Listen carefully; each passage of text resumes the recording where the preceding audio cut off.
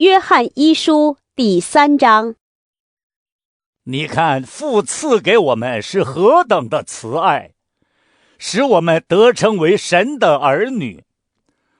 我们也真是他的儿女。世人所以不认识我们，是因未曾认识他。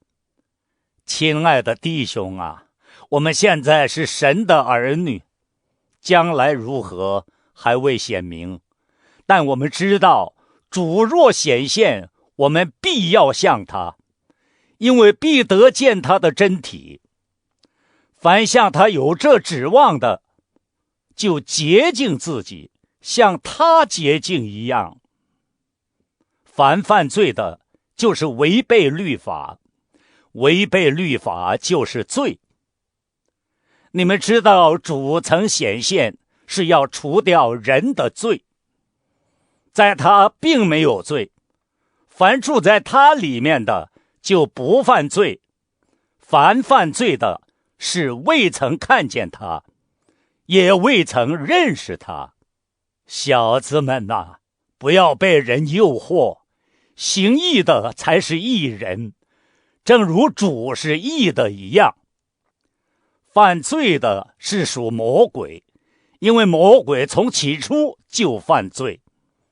神的儿子显现出来，为要除灭魔鬼的作为。凡从神生的，就不犯罪，因神的道存在他心里，他也不能犯罪，因为他是由神生的。从此就显出谁是神的儿女，谁是魔鬼的儿女。凡不行义的，就不属神；不爱弟兄的，也是如此。我们应当彼此相爱，这就是你们从起初所听见的命令。不可像该隐，他是属那恶者，杀了他的兄弟。为什么杀了他呢？因自己的行为是恶的，兄弟的行为是善的。弟兄们，世人若恨你们，不要以为稀奇。我们因为爱弟兄，就晓得是已经出死入生了。没有爱心的，仍住在死中。凡恨他弟兄的，就是杀人的。你们晓得，凡杀人的，没有永生存在他里面。主为我们舍命，我们从此就知道何为爱。我们也当为弟兄舍命。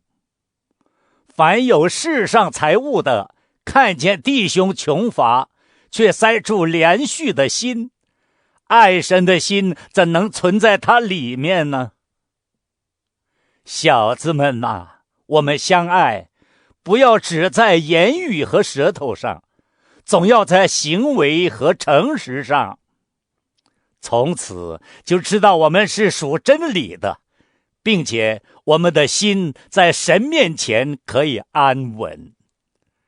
我们的心若责备我们，神比我们的心大，一切事没有不知道的。